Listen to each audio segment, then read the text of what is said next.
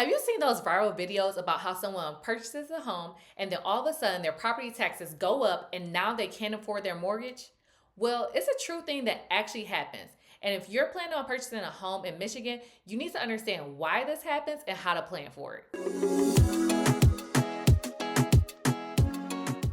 Hey, I'm Tegest Walker. I am an associate broker here in the Metro Detroit area. And what I do is I help buyers and sellers navigate the real estate process without any surprises. And today we're going to talk about one of the biggest ones, property taxes. If you're new here, don't forget to hit that like and subscribe button for more real estate tips. All right, so let's start with the basics. When determining how much your property taxes are, there are three numbers that you need to think about. That's your state equalized value, SEV, your taxable value, and the millage rate for the city that you're purchasing in. Now, next, we're going to talk about the difference between your state equalized value and your taxable value. The millage rate is important, but we'll get to that later in this video. Now, your SEV, state equalized value, this is typically 50% of the market value or the purchase price. So let's say you purchase a home for $500,000, your SEV will typically be $250,000. Now, your taxable value is the number that your property taxes are actually based on. Now, as long as you actually own the property, your taxable value will only increase by 5% or the rate of inflation, whichever is less. Now, this next part is where things get tricky. When you purchase a home, your taxable value is now going to be reset to the SEV. And this is when people see their property taxes increase. So your property taxes are calculated using this formula. It's going to be your taxable value times your millage rate. Now, I know you're probably wondering, like, wait a minute, Tegest, the millage rate, what is that? What does it depend on?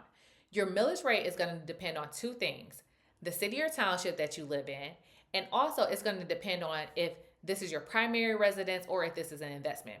If the property is your primary residence, Michigan does offer a homestead exemption. This means you'll pay lower taxes in comparison to someone who is an investor or if they're a second homeowner, meaning that this isn't their primary residence, this may be like a vacation home for them. And so just to give you an idea how much they can vary, in the city of Detroit, if you qualify for the homestead tax exemption, then you are going to have a millage rate of 67 mills versus an investor who is going to have a millage rate of about 85 mills. And I do want to note that this is based off of the rates for 2024. Now, if you are a disabled veteran, I do have some good news for you. If you are a 100% disabled veteran, you may qualify for an exemption from property taxes in general. So again, check with your local tax assessor's office to see if this is something that you may qualify for and apply before the deadline.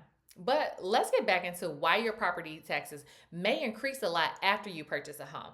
Now, disclaimer, I did go to school for engineering. I got my degree in engineering, so I do like math and formulas, so this is going to be a little bit fun for me. We are going to walk through an example. So let's say you purchase a home for $500,000 and the SEV is $250,000. So let's say you end up purchasing this home from someone who has owned the house for a very long time and their taxable value is $150,000. So let's say the home is in Detroit and the mill is 67. Now we're going to use 0.067 to represent the mill. So typically what you'll do is you'll take the mill 67 and you'll divide that by 1,000, and that's how I came up with 0.067. So the property taxes for the current owner is the taxable value, $150,000 times 0.067. Or another way that you could do it is you can do the taxable value amount, which is $150,000 times 67 and divide that by 1,000, whichever one you prefer. You'll get a total of $10,050 per year. Okay, so now let's break it down and go over what your new taxes will be once the taxable value is reset, because once you purchase the home, the taxable value then uncaps. So now your taxable value is going to match the SEV typically, and it's going to be $250,000. So let's do the math for that. We're going to do 250,000 times 0.067. And that gives us a total of $16,750 per year.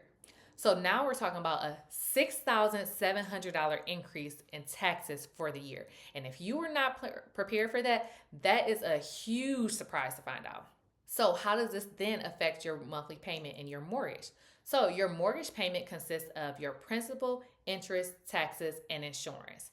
So the things with your mortgage that are not going to say is the principal and interest. That amount per the month is going to stay the same, but your taxes and insurance can fluctuate. Today we're focusing on the taxes piece. So let's say that your property taxes, since they uncapped, the price has now increased by $6,700 per year. So now we'll divide that by 12 and we'll see that this will increase your monthly payment by $558 per month. Oh, but wait, there's more. So now you're in a deficit by $558. And now this could happen anywhere between within like a year or even 18 months after you purchase the home that you're hit with it. Okay, so now you're already in a hole $558. So now you essentially have to pay for $558 times 2, and this is going to be $1,116. So your taxes have increased by over $1,000. And let's be real, like, who wants to sit up here and say, oh my gosh, my mortgage payment is increasing by $1,000? Not everyone can handle that, and in some cases it could increase by more or less than that. I was just using these numbers for an example. So to make sure that you are prepared for this, you really need to think in advance. So I recommend consulting with your realtor and your lender to make sure you have a good understanding. Okay, how much are the current owners paying in taxes? Okay, let's also estimate what my taxes will be. I do want to give the disclaimer, no one can actually pinpoint exactly where the assessor is going to value your home at. But for a worst case scenario, just say that the SEV is going to become half of the price that you're purchasing the home for and make that your taxable rate. And again, the way you calculate your property taxes, you are going to do the taxable rate times the mill. And so again, just remember that when you're calculating your property taxes, you're going to do that taxable value times the mill rate. And you can either do, if it's easier for you to just leave the mills and whole numbers and do the taxable value times that divided by 1,000. Or if you want, you can just take the taxable value and you can then put a 0 in front of the mill rate and then put a decimal in front of that. So in this example with 67, you'll then have 0.067 and you'll multiply that by the taxable value. So what I want you to take away is that when you are purchasing a home, make sure you understand what the current owner is paying, and then work with your realtor and your lender to estimate what your property taxes will be. And the reason I say it's an estimation is because we cannot predict exactly how much the assessor is going to value your home to be.